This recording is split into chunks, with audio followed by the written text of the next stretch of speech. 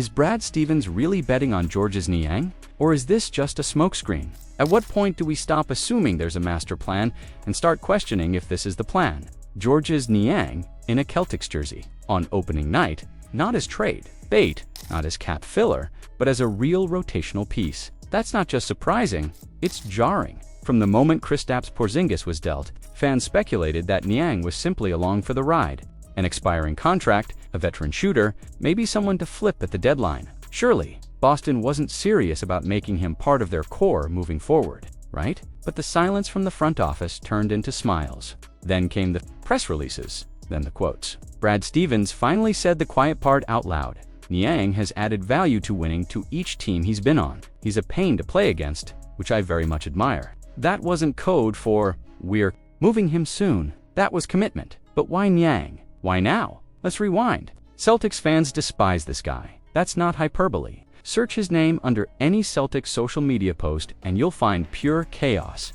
The infamous knee grab on Jaylen Brown in 2023 is still burned into the minds of many. Even his presence during the Cavaliers' playoff run in 2024 stirred up enough animosity to make you wonder how Boston fans would ever tolerate his arrival. Is Boston trying to redefine its identity, or are they simply out of options? Let's be honest, Niang isn't elite, not offensively, not defensively, not athletically. He's a role player who's made a career out of knowing exactly that. He doesn't overreach, he stays in his lane. He stretches the floor, talks a lot of trash, and finds ways to be annoying. Intentionally. So again, the question lingers. Is that enough for a team with championship aspirations? Because this move, or lack of one, doesn't scream title defense. It reeks of desperation, or worse, complacency. Maybe Stevens sees something others don't. Or maybe this is just a result of the new CBA-era financial paralysis, where teams are forced to pretend that marginal upgrades are meaningful ones.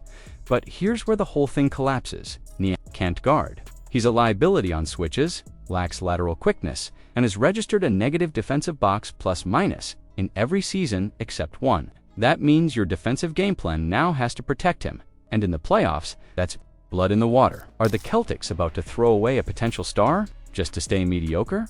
Anthony Simons was supposed to be the spark, the beginning of a reimagined Boston Celtics backcourt, a high-volume, high-ceiling scorer with deep range, elite shot creation, and the kind of youth this aging roster desperately needed. So why does it feel like the front office is about to throw it all away? Let's be real. Acquiring Simons in the JRU Holiday deal wasn't just a financial decision. It was symbolic. The Celtics weren't just trimming salary, they were shifting identity, going from veteran leadership and defensive prowess to raw firepower and youthful upside.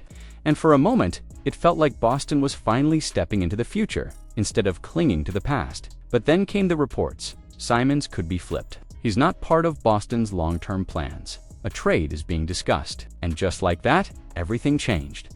You're telling me Brad Stevens is about to turn one of the most dynamic scorers in the league into a floor-spacing role player, a backup big with declining impact, and 2 picks that likely won't amount to anything. That's not asset management. That's asset evaporation. Let's not sugarcoat it. This deal screams surrender. With Jayson Tatum reportedly out for the season due to an Achilles tear, the Celtics may be quietly shifting from title contender to treading water. But why not use this time to develop Simons? Why not unleash him and find out what you really have? This is a 25-year-old guard who just averaged 19.3 points per game on solid efficiency. He's a proven shooter, 38% from 3 on high volume, can create off the bounce, and isn't afraid to take over games late. He's exactly the kind of player that should be thriving in a no-pressure, no-Tatum environment. Instead, Boston is ready to cash him in for 2 role players and hope they can hold the ship together until 2026. It gets worse. This isn't just about Simons, it's about the pattern. The Celtics are bleeding talent at an alarming rate. JRU Holiday, gone. Kristaps Porzingis, gone. Al Horford retiring. Luke Kornet, signed elsewhere. What remains is a skeleton roster with 0 star power outside Jaylen Brown. And even that's hanging by a thread with trade whispers circling him again. So what is Boston actually building here? Because if this trade goes through, it's hard not to see the writing on the wall. The Celtics are going from defending champions to lottery hopefuls in the span of months, not because they had to, but because they chose to. Celtics' boldest gamble just aged like fine wine, and the Spurs look worse than ever. What if I told you that one of the most criticized trades in recent Boston Celtics history just transformed into an undeniable masterstroke, and hardly anyone saw it coming? Let's rewind the clock. February 2022, the Celtics, struggling with inconsistency and desperate for backcourt stability, shocked the NBA world by sending a loaded package to San Antonio for a player most fans barely knew, Derek White. Solid. Sure, flashy, not at all. And the price, steep. Josh Richardson, Romeo Langford, a 2022 first-round pick and a top-protected 2028 pick, for a guy who, at the time, was averaging just 14 points per game on inefficient shooting splits. The general consensus: Boston overpaid. That they panicked. That Brad Stevens just handed the Spurs a future starter or even star in Blake Wesley. Well, how did that turn out? This week, a quiet Woj bomb detonated the truth. Blake Wesley, the player selected with Boston's pick, is gone, shipped to the Wizards, and not in some blockbuster deal. He was part of a package that landed the Spurs. Kelly Olynyk. Think about that. What was once framed as the key to the Spurs' rebuild is now being flipped for a journeyman, big man and spare parts, and White.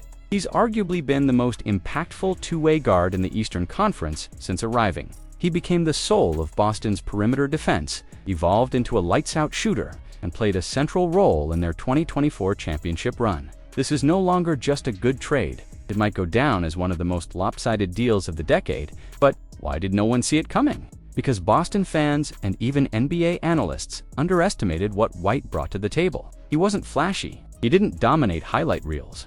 But what he offered was far more rare: adaptability, consistency, and elite impact without demanding touches. His rim protection as a guard, elite. His positional awareness, off the charts. His shooting improved dramatically. And his demeanor, unshakable. The kind of player you need when the lights get bright. Jayson Tatum's career is about to change forever, and not even the Celtics know what comes next. What happens when the foundation of a franchise cracks? Not metaphorically, but physically. That's the chilling question now hanging over the Boston Celtics after Jayson Tatum's devastating torn Achilles.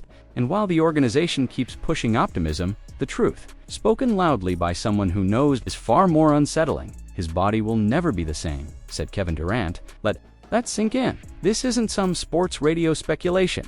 It's coming from a player who lived it, who tore his own Achilles, missed a full season, and then had to reconstruct not just his body, but his entire game. Durant didn't sugarcoat it. He went on LeBron James and Steve Nash's Mind, the Game podcast, and delivered the brutal reality. When you tear your Achilles, your calf muscle goes to nothing. You sit for months. It completely shuts down. You lose balance, strength, and that explosion for the shots you used to take, it's gone. And that's where the real fear begins for Boston, because Tatum's game isn't built around pure power or brute force. It's built on finesse, timing, elevation, and surgical shot creation. The sidestep three, the spin fade in the post, the stop-and-I'm jumper. These are movements that depend on absolute trust in your lower body, especially the leg he just had sliced open and sewn back together. Will that trust ever return? Durant doesn't think so. Not completely. And he didn't hide the truth. I took stuff out of my game. Not because I wanted to. I had to.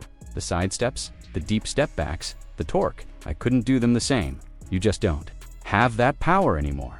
So what does that mean for Tatum?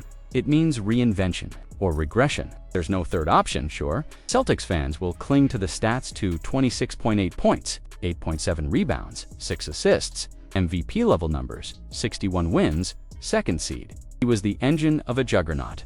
That engine just blew a piston. And no one, not Brad Stevens, not Joe Mazzulla, not even Tatum himself, can guarantee how it'll run again. Let's be honest, this isn't just a recovery. It's a transformation. Best case, Tatum morphs into a more grounded version of himself. Less ISO-heavy, more facilitator. Less perimeter acrobatics, more mid-post surgical strikes. Think post-Achilles Durant or 2020's Paul George, still elite, but fundamentally altered. Worst case, the explosion never returns. The separation vanishes. The hesitation moves lose their bite.